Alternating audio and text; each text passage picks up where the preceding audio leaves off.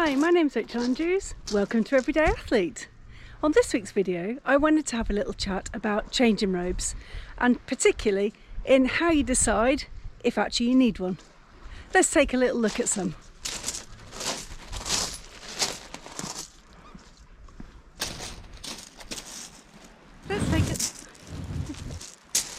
Let's take a little look at some changing robes then, and the different kind of things you can expect. So a changing robe is pretty much a large coat-shaped thing that lets you get changed and protects you from the elements. This is one of the cheapest type on the market. It's made by Decathlon and it has no features except that it is big enough to get changed underneath, and it's made of toweling.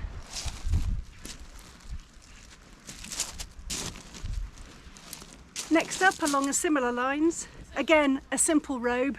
This one's a gorilla robe one. It's made from recycled plastic bottles, and it's got its only feature is a pocket here, and again nice and big to get changed in.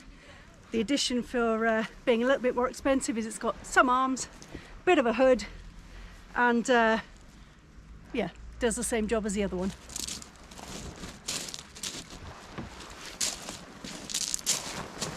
Next up, one that's quite a lot more like a coat and looks a little bit more refined, is fleece lined.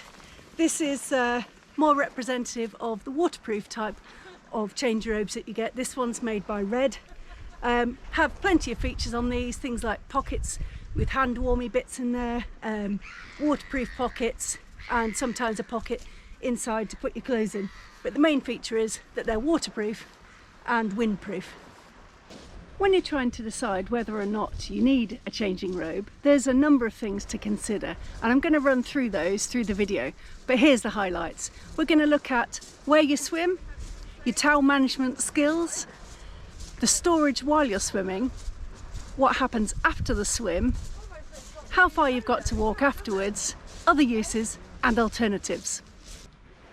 As you'll know if you've watched my channel for a while, you'll know that I pick where I'm going to go for a swim based on what the weather's doing and what the wind direction is. So today, you can see down at Calshot, it's flat as a pancake.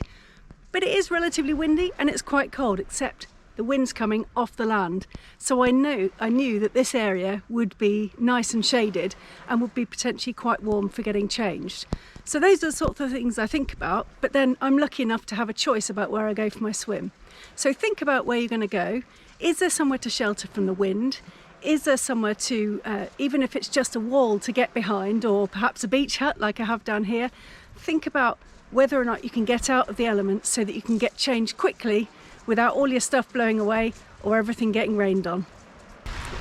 Consider your towel skill level. I would say that I've got a fairly low skill level at this, because even if I tuck it in, I can't make the bloody thing stay where it needs to. And I have had an incident before where I held onto it in my mouth like this, prone, but just at the critical moment, the texture of the towel on my tongue made me gag and I dropped it. That was quite an exposing moment for me.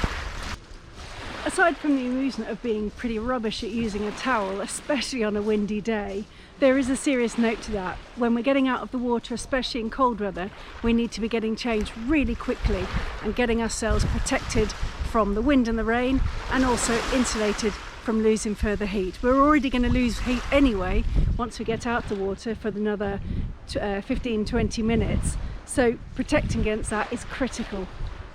Something to think about is what you're going to do with the changing robe once you're in the water. Well, I tend to pop mine into my tow float and take it with me, meaning that I can get out whenever I please.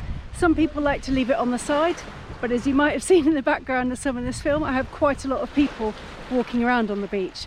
Changing robes cost anything from 10 or 12 quid up to, I don't know, 200 quid for a top end one. So it's not something I would necessarily want to leave where there's lots of people wandering around who might move it, a dog might pee on it. So I tend to, as I say, I tend to take mine with me, and if I don't, then I put it inside a waterproof bag and leave that on the side with the rest of my kit. But that would only be if I was really close by, because I'd be very nervous that the thing might blow away, get nicked or get peed on. So think carefully about what you're going to do with that changing robe when you're in the water. Next up, you need to think about what you do after your swim. What do you routinely do? For me, it tends to be a hot drink, and if I'm with someone and I'm there chatting and hanging out, maybe have a little bit of cake, you know me. Otherwise, just sitting and wallowing in nature for a little. I like to extend my me time for the swim and just chill out by the water. So it's important for me to stay nice and warm and protected from the elements. That could be wearing a changing robe, it could be wearing as many clothes as you've got. The choice is yours. After your swim, how far have you got to walk to get back to your car or back in the house, whatever you're doing? Is it something that would benefit from being fully wrapped up in something that is from shoulder to shin height and keeping you nice and warm and dry? If you're considering a changing robe in the cooler months, the chances are you're thinking about one of the more expensive type, the waterproof and windproof kind. And sometimes it's about justifying to yourself what else you could use it for. Well, just to give you a couple of ideas, I've used mine outdoor socialising in the current situation, so sitting in a pub garden. I've used it for camping. I've seen people using them on the touchlines of different football pitches and rugby pitches. I think that's probably quite a nice way to stay warm as a parent. And also, it's not unknown for me to wear it to go out for a dog walk on a cold day. So there's lots of other uses for it. It can almost be treated as a bit of a coat. Now, you might have watched this video and got to this point and thought, do you know what? I'm not so sure I really need one or that I can justify one. But all is not lost. You may well have something else that will replace it or would do a similar job for you. And if you don't, there could be a cheaper alternative. So I've got a snowboard jacket here. It's one that I picked up off of a well-known auction site. And they are really warm. Obviously designed to be somewhere cold. And in general, they have quite a lot of space under them.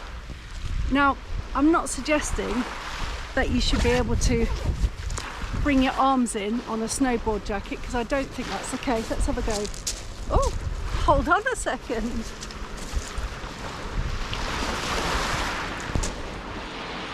Nowhere near as much room, but I can get my arms in.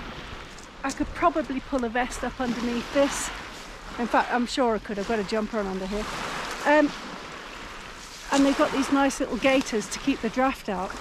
So this thing will be waterproof, it is windproof, it's weatherproof, and you know what? You can quite often get them on second-hand sites.